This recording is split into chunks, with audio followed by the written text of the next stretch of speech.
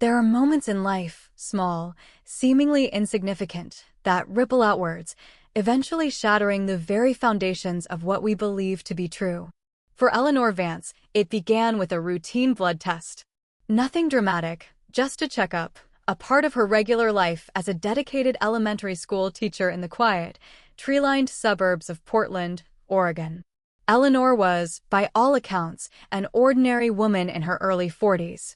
Her days were filled with the laughter of children, the gentle hum of grading papers, and the comforting predictability of her evenings spent with her husband, David, a kind and steady architect, and their two bright, energetic children, 8-year-old Lily and 12-year-old Ethan. Their home was a sanctuary of warmth and order, filled with family photos, the scent of baking bread, and the occasional harmonious chaos of homework sessions. Yet, beneath this veneer of perfect domesticity, an ancient, unseen current was about to stir, threatening to drag everything she held dear into an abyss of uncertainty. The first call came from Dr. Albright's office, a hushed, almost apologetic tone on the other end. "Mrs. Vance," the nurse began, her voice carefully modulated, "we've received your lab results, and there's a slight discrepancy we'd like to discuss. Dr. Albright would prefer to speak with you in person." Eleanor's stomach tightened. Discrepancy? Her mind immediately leaped to the mundane, a forgotten form, a mislabeled sample. Never, not for a second, did she imagine the true nature of the revelation that awaited her. She assured David that evening it was probably nothing, just a minor issue, perhaps a retest needed. He, ever the pragmatist, agreed, patting her hand reassuringly across the dinner table. But a seed of unease had been planted, a tiny, insidious doubt that, once watered, would blossom into a monstrous tree of questions. The following afternoon, Eleanor found herself back in the sterile, too bright confines of Dr. Albright's office. The doctor, a woman with kind eyes but a distinctly serious demeanor, sat across from her, a thick manila folder open on her desk. "Eleanor," she began, her voice gentle, "we ran your blood work, and specifically, we looked at your blood type." Eleanor nodded, bracing herself for whatever minor health concern might be coming. She knew her blood type, of course. O negative. It was etched into her memory, a fact as fundamental as her own name. She had even donated blood several times over the years, proud of her universal donor status. "According to your records," Dr. Albright continued, pushing a piece of paper across the desk, "your blood type is O negative. However, the tests we just conducted show a different result. You are actually a positive." The words hung in the air, heavy and incongruous, like a misplaced piece in a carefully constructed puzzle. Eleanor stared at the paper, then at Dr. Albright, a bewildered frown creasing her brow. That's impossible," she stammered, a cold tremor starting to snake its way up her spine. "I've always been O negative. My whole life. It's on my driver's license, my medical history. I even have a donor card." Dr. Albright's expression softened with a touch of sympathy. "I understand this is surprising, Eleanor. We reran the tests multiple times, with different samples, just to be absolutely certain. The results are consistent. You are a positive. A positive. Not O negative." The contradiction was jarring, fundamentally unsettling. It was more than just a medical anomaly.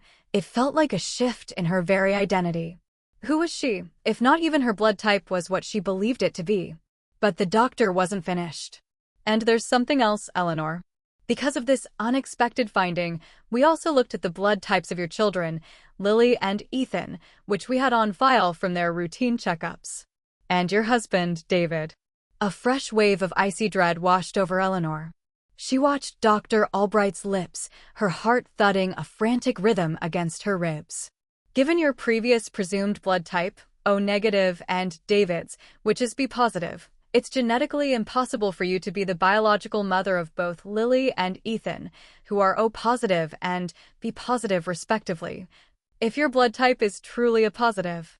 The world tilted. The air in the room grew thin, difficult to breathe. Impossible. The word echoed, hollow and cruel, in the cavern of her mind. Her children. Lily, with her mischievous grin and boundless energy. Ethan, thoughtful and artistic, with his father's steady eyes. They were her world, her flesh and blood, an undeniable extension of her very being. The doctor's words were a cold, calculated assault on the most sacred bond she knew. Eleanor gripped the arms of her chair, knuckles white. "No," she whispered, her voice barely a breath. That's wrong. They're my children. Of course, they're my children. We went through labor. They grew inside me. I was there for every moment." She felt a desperate need to physically demonstrate the truth, to pull out photographs, to recount every scraped knee, every lullaby. But the doctor wasn't questioning her love or her role as their mother. She was questioning their biology. Dr. Albright held up a calming hand. "Eleanor, I understand this is incredibly distressing. I truly do. But medically, genetically, these facts don't align. If you're A positive and David is B positive, your children cannot be O positive and B positive." She then went on to explain the basic principles of blood type inheritance, a dizzying array of A, B, and O alleles that seemed to conspire against everything Eleanor held dear. It was like a cruel, twisted math problem, and Eleanor was the inexplicable variable. A sharp, searing pain shot through Eleanor's chest. It wasn't a physical pain, but a deep, primal ache, as if her very essence was being torn asunder. How could this be? Her blood type didn't match her parents'. That was the initial shock. Her father was A positive, her mother O positive. If she was A positive, it fit. But she was told she was O negative her whole life. And now, the true horror, her blood type didn't match her children, the very fruit of her womb. A dizzying array of impossible scenarios flashed through her mind. Was there a mistake at the hospital when the children were born? A mix-up? But both children? It seemed too improbable, too outlandish to be true. The doctor suggested further genetic testing, more in-depth analyses to try and untangle this bewildering knot. Eleanor left the clinic in a daze, the setting sun casting long, ominous shadows across the familiar streets. The world, which had seemed so solid and predictable just hours before, now felt like a fragile construct, ready to crumble at any moment. Every laugh from a passing child, every couple walking hand in hand, seemed to mock her with their simple, unquestioning certainties. She drove home on autopilot, her mind a frantic swirl of fear and disbelief. How could she tell David? How could she even begin to explain something so profoundly shattering? When she pulled into her driveway, the comforting glow of her home seemed to mock her. David was in the kitchen, humming softly as he prepared dinner, the familiar aroma of garlic and herbs filling the air. Lily and Ethan were in the living room, giggling over a board game. It was a scene of perfect domestic bliss, a tableau of the life she had painstakingly built, a life that now felt like a lie, a house of cards teetering on the brink. She looked at her children, their faces alight with innocent joy, and a wave of fierce protectiveness, laced with a terrifying sense of betrayal, washed over her. These were her babies. Her heart knew it, her soul knew it. But science, cold and unyielding, was whispering a different, far more sinister truth. And with that whispered truth, a chasm opened beneath her feet, threatening to swallow not just her, but everything she loved. The real story, the one she was about to uncover, was far darker than any medical anomaly, reaching back into the hidden corners of her past, into the very origins of her existence. And she was just at the beginning. The drive home that afternoon was a blur of fear and frantic rationalization. Eleanor tried to tell herself it was a mistake, a clerical error, a new form of medical miscalculation that she couldn't possibly comprehend. But the cold, hard facts Dr. Albright had laid out, the irrefutable logic of genetics, felt like a physical weight pressing down on her. When she walked through the door, the comforting tableau of her family life felt like a theatrical set, a beautiful illusion ready to be torn down. David looked up from the stove, a warm, easy smile on his face. "Everything okay?" he asked, his voice laced with the easy affection of a man who believed he knew his wife completely. Eleanor forced a tight smile. "Fine. Just a long day." She couldn't bring herself to shatter his world, not yet. Not when she didn't even have a solid ground to stand on herself. She spent the rest of the evening in a state of quiet panic, watching her children with a new, agonizing lens. Ethan, with his dark, wavy hair and thoughtful eyes, was a mirror image of David. Lily, with her cheerful disposition and a scattering of freckles, resembled Eleanor's side of the family, or so she had always thought. But the facts now screamed otherwise. If her blood type was A positive and David's was B positive, their children simply could not exist in their current genetic form. The very DNA that made up their beautiful children seemed to be a silent, damning indictment of a truth she couldn't grasp. That night, after the kids were asleep, Eleanor sat David down. Her hands were shaking as she handed him the lab report. She watched his face as he read it, the relaxed lines around his eyes tightening, his brow furrowing in confusion. "What is this?" he asked, a note of bewilderment in his voice. She explained Dr. Albright's words, the science behind it, the impossible contradiction. The silence that followed was suffocating, filled only with the faint ticking of the clock. David, the man who prided himself on logic and order, was faced with a reality that defied all reason. "A positive," he finally said, his voice flat. "But you've always said you were O negative."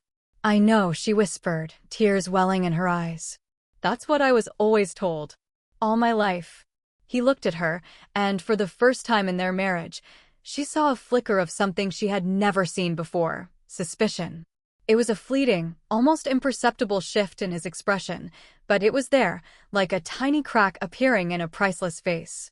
"So, what does this mean, Eleanor?" The question was simple, but the weight behind it was immense. It wasn't just about blood types, it was about trust, about the very foundation of their family.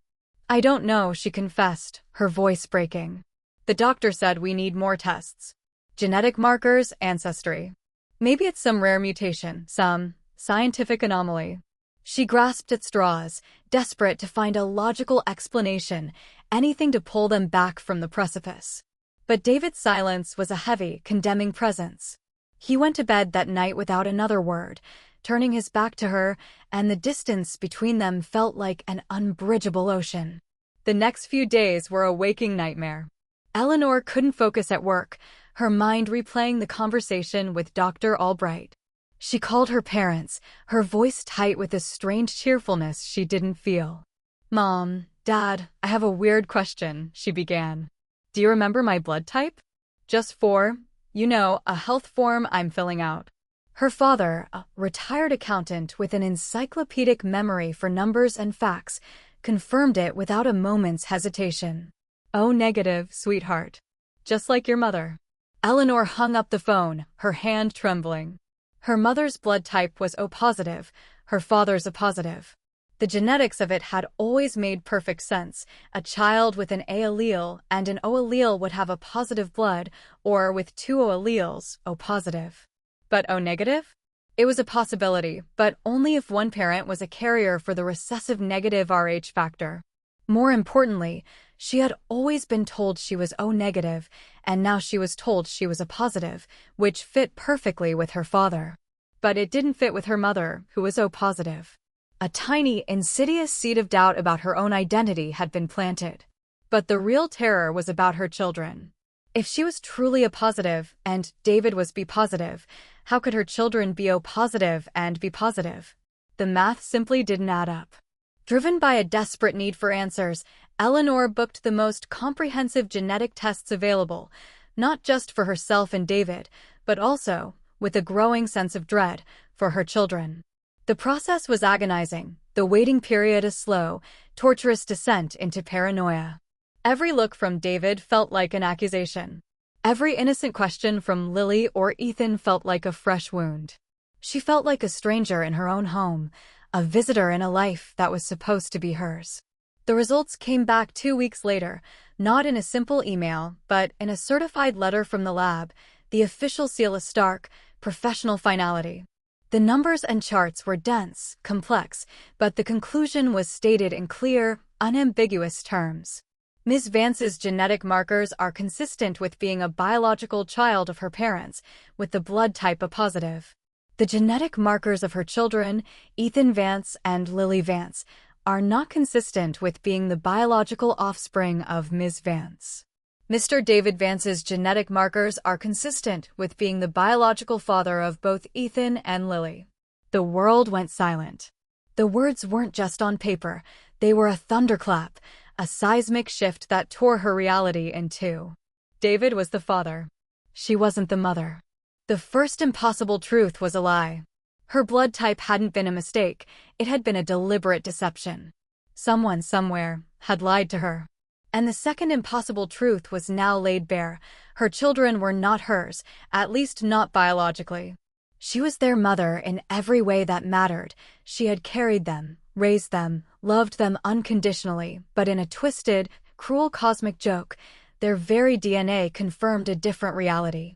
The lie about her blood type was a key, a clue, a faint but clear trail leading back to a past she didn't know she had. A past where someone, perhaps her parents, perhaps a hospital, had meticulously woven a deception so profound, so complete, that it had taken over 40 years and a routine blood test to unravel. But the bigger mystery, the one that now screamed in her mind, was how her children could be David's, but not hers. She had carried them. She had given birth to them.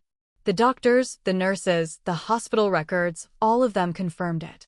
Was she the victim of an elaborate medical switch, a mix-up so grand it seemed like a work of fiction?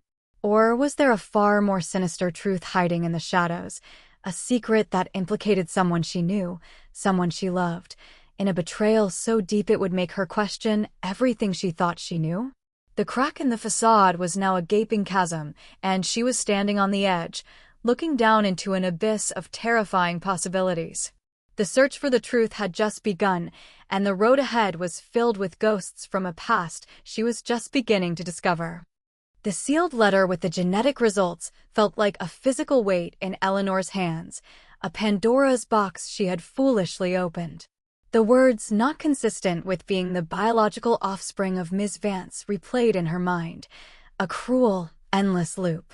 The irony was a bitter pill to swallow. David, the one with the quiet suspicion, was their biological father, but she, who had carried them, had given birth to them, was not their mother. This was not a medical error. This was a lie, a conspiracy. And the roots of it had to be buried in the most sacred moments of her life, her wedding day, the birth of her children, and before that, even her own childhood. She confronted David that night, holding the report like a shield. "Look at this," she demanded, her voice trembling with a mixture of rage and profound heartbreak. "It's exactly what I said. My blood type was lied about, and the children, they're not biologically mine." David took the report, his face a mask of disbelief as he read the final, damning paragraph. His suspicion, which had been a quiet ember, now erupted into a raging inferno. "What are you talking about, Eleanor? What kind of game are you playing? You gave birth to them. I was there. I saw you." He gestured wildly, his voice rising in panicked confusion. "How's this possible? Are you saying you cheated on me?" The accusation hit her like a physical blow.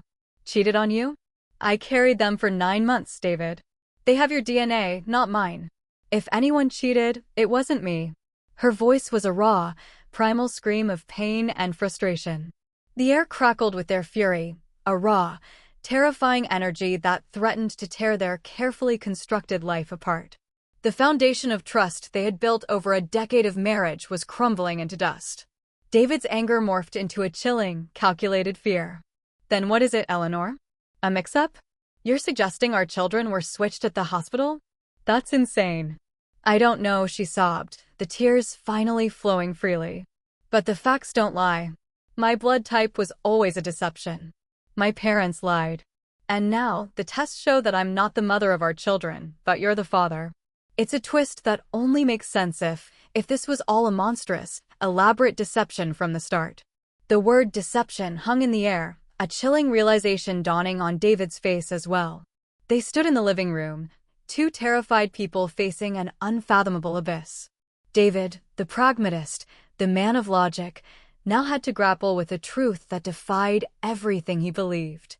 There was no scientific explanation for a woman to be a biological non-mother while also being the gestational carrier of her husband's children, unless a chilling possibility, one straight out of a horror movie, began to form in Eleanor's mind. The next day, Eleanor began her own investigation, driven by a desperate, maternal instinct. The first stop, her parents' home. She went alone, her resolve as sharp as a blade. She sat them down, not with a gentle query, but with the cold, hard facts. She laid out the genetic report. "Mom, Dad," she began, her voice steady but a raw edge of accusation. "I'm a positive, not O negative. Why did you lie to me?"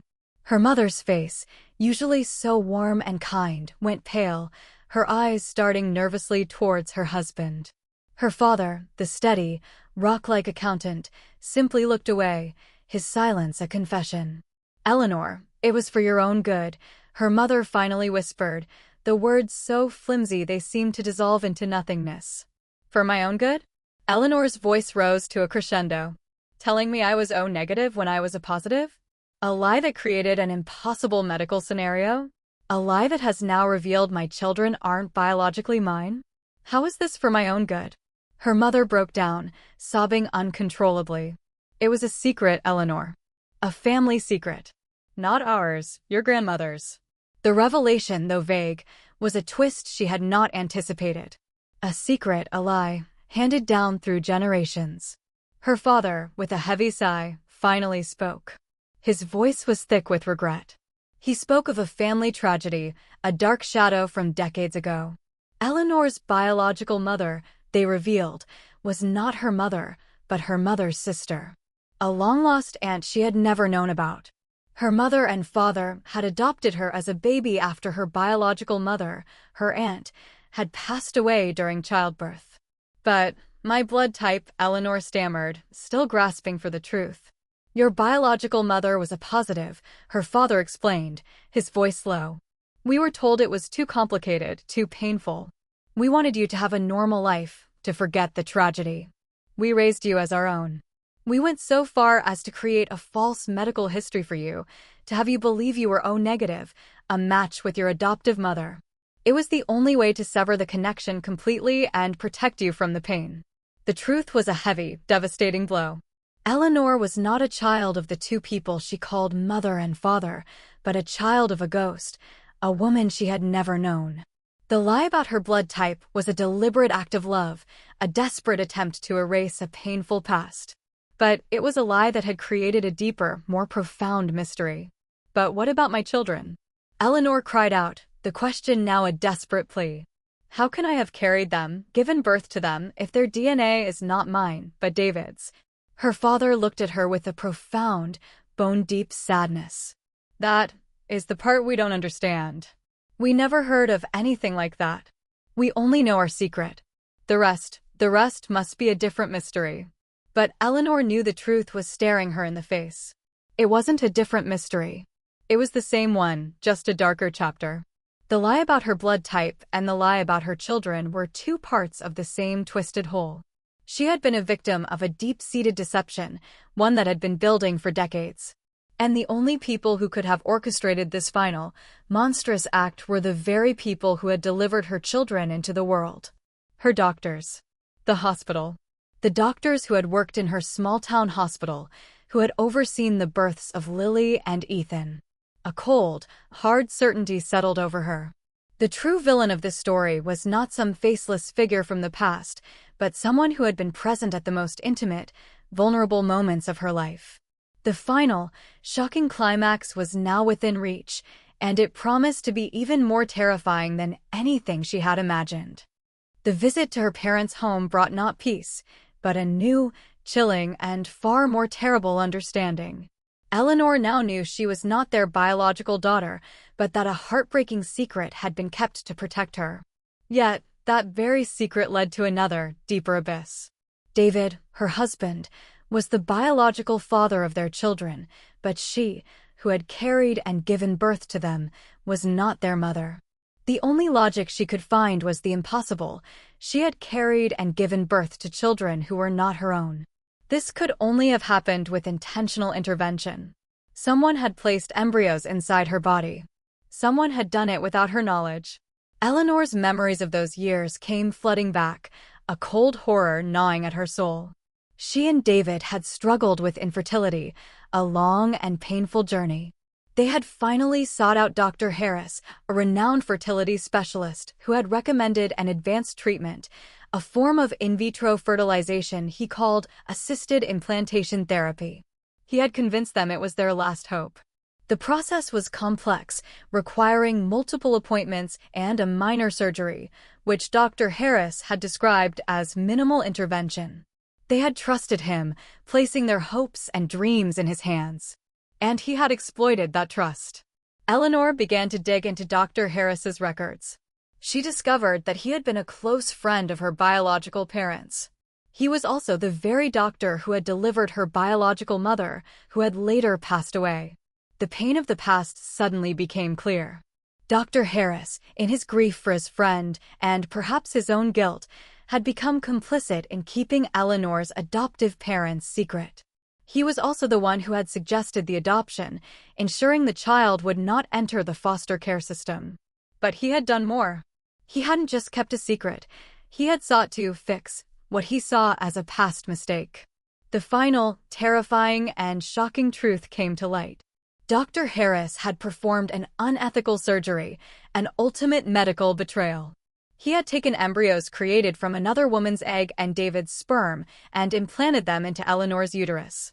He had turned her into an unwitting surrogate, a pawn in his plan to create a perfect family for David, a man he respected, and to compensate for what he believed was Eleanor's biological inability to conceive, a trait he attributed to her biological mother.